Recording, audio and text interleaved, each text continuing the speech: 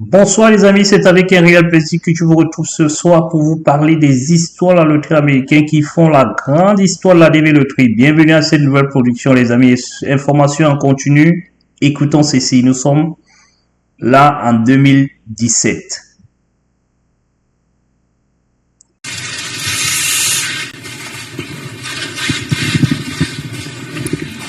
Thank you very much. It's great to be here today to unveil legislation that would represent the most significant reform to our immigration system in a half a century.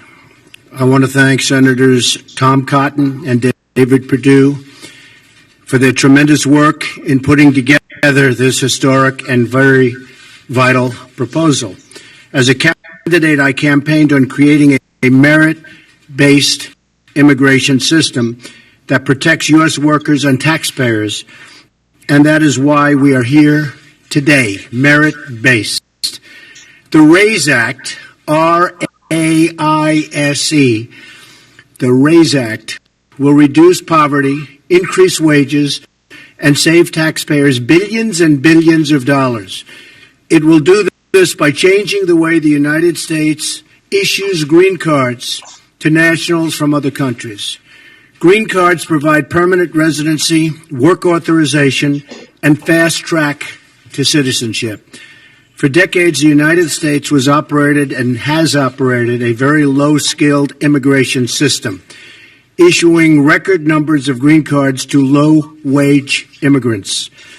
This policy has placed substantial pressure on American workers, taxpayers, and community resources. Among those hit the hardest in recent years have been immigrants, and very importantly, minority workers competing for jobs against brand new arrivals. And it has not been fair to our people, to our citizens, to our workers. The RAISE Act ends chain migration and replaces our low-skilled system with a new points-based system for receiving a green card. This competitive application process will favor applicants who can speak English, financially support themselves and their families, and demonstrate skills that will contribute to our economy. The RAISE Act prevents new migrants and new immigrants from collecting wealth. Voilà les amis, j'espère que vous avez très bien compris. Je vais interpréter pas de manière classique ou alors mot par mot sur ce qu'il dit. J'ai voulu exhumer cette vidéo pour que vous compreniez exactement ce qui se passe et ce qui se passera. Il faut déjà savoir que ça c'est du Trump 1, aujourd'hui nous sommes du Trump 2, c'est-à-dire que 5 ans plus tard, voilà ce qu'il proposait. Il proposait donc une immigration, il n'a jamais été contre l'immigration, ça c'est la première nouvelle qu'il faut savoir. Il avait décidé de pouvoir mettre fin à une certaine catégorie d'immigration, c'est-à-dire le 1HB par exemple, il disait qu'il devrait mettre fin à cela parce que c'est des étrangers qui venaient occuper des postes des Américains. Et il disait qu'il va réduire la Dream Card, c'est-à-dire que la loterie américaine, il va faire 50% et que ça va devenir un ARS. Donc il devait être un autre système qu'il devait appeler RAISE, R-A-I-S-E. Et dans ce RAISE qu'il devait mettre en place, il était question pour nous de pouvoir parler l'anglais et de pouvoir démontrer la capacité de venir à contribuer dans l'économie américaine. Voilà la proposition de départ de M. Trump quand il était encore nouvellement installé. Maintenant, il comprend très bien l'importance de l'immigration en allant déjà à côté de son nouvel ami qu'il appelle toujours Elon Musk, qui naturellement est passé par le visa E1HB, c'est-à-dire que le visa travail qui prône les super intelligents ou alors les apporteurs d'affaires ici aux États-Unis. Voilà ce qu'il a donc compris, comment est-ce que ça marche. Il ne parle plus de la loterie américaine depuis un certain temps, mais il a été favorable. Par contre, en 2017, il était défavorable par rapport à ce visa travail, à ce visa 1HB. Il était contre ce visa et il disait qu'il devait mettre un terme à ce visa.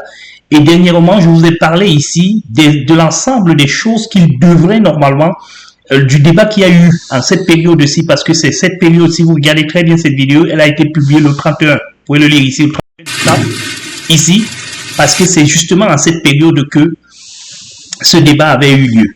Et là, les gens ont donc pensé mettre cette vidéo en place pour pouvoir permettre à ce qu'on comprenne. Mais aujourd'hui, nous vous le disons encore, il ne parle plus de la loterie américaine. Il est focalisé sur l'immigration illégale. C'est ce qui est dit partout aujourd'hui, c'est qu'il veut annuler, mettre fin à l'immigration illégale. Voilà un petit peu la pensée et là où nous nous situons. Aujourd'hui, beaucoup de personnes nous interpellent, nous demandant ce qui se passe, est-ce que la loterie sera arrêtée ou pas. Je dis non, si vous ne nous suivez pas, suivez-nous, lisez les vidéos et comprenez comment est-ce que nous faisons, parce que nous faisons un travail qui est un travail évolutif dans le temps. Nous essayons un petit peu de comprendre ce qui se passe dans les pensées. Et comme M. Trump est un président imprévisible, nous essayons tout simplement de prendre la compréhension de ce que lui, il a. Comment est-ce qu'il comprend la chose et comment est-ce qu'il peut réagir face à cette chose-là. Aujourd'hui, il n'est plus le président, il y a 4 ans, qui voulait absolument faire ce qu'il voulait.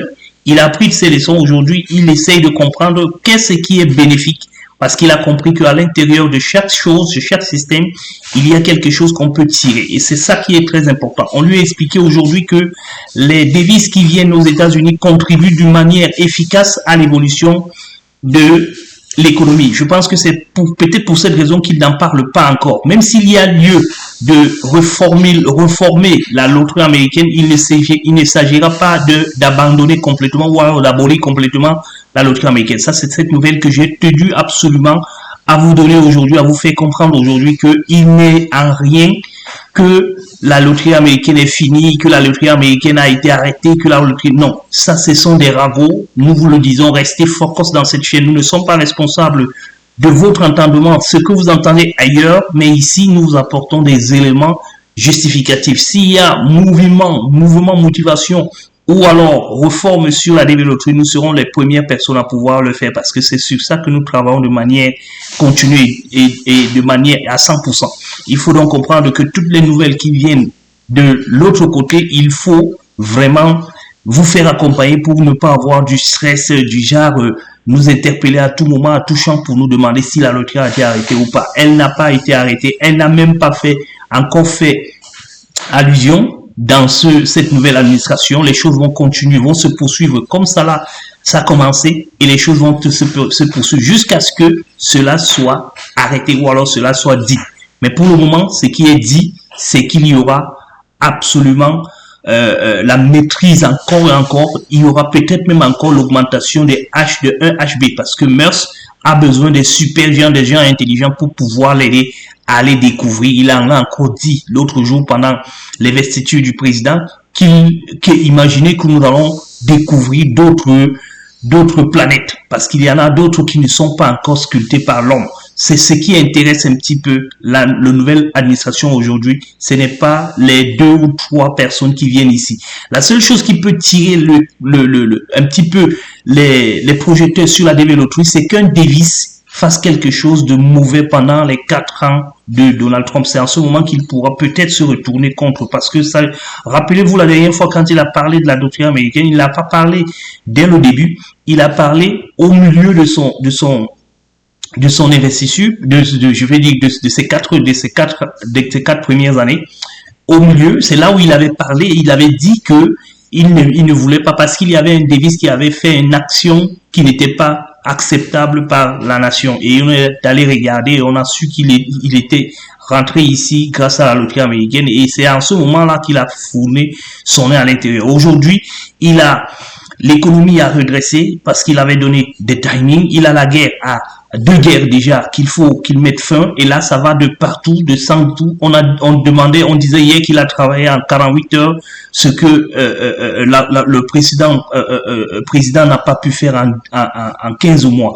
Donc vous devez comprendre qu'il est au four et au moulin. C'est pas la loterie américaine qui viendra s'interposer au milieu de tout ce qu'il a à faire aujourd'hui et pendant 4 ans ça sera comme ça de manière consécutive parce que le plus gros c'est qu'il est passé de 2 ans, de 2 jours, de 24 heures comme il disait pour résoudre la guerre en Ukraine à 60 jours aujourd'hui et on n'est pas sûr que ça sera fini après 6 mois, pardon. Il a parlé de 6 mois, que certains parlent de 60 jours, mais il a parlé plutôt de 6 mois. Il faudra donc que tout le monde comprenne que les choses sont en train d'aller dans le bon sens et que la loterie américaine, on n'en parle pas encore pour le moment. Peut-être qu'on en parlera, peut-être qu'on n'en parlera pas. qu'est-ce qu'on en sait? Just wait and see. Mais ne venez pas nous perturber dans cette logique, dans cette concentration que nous sommes ici aujourd'hui. On vous le dit encore, restez focus afin que vous puissiez avoir des nouvelles. Et les bonnes nouvelles, c'est ici. Bonsoir et à très bientôt pour les nouvelles.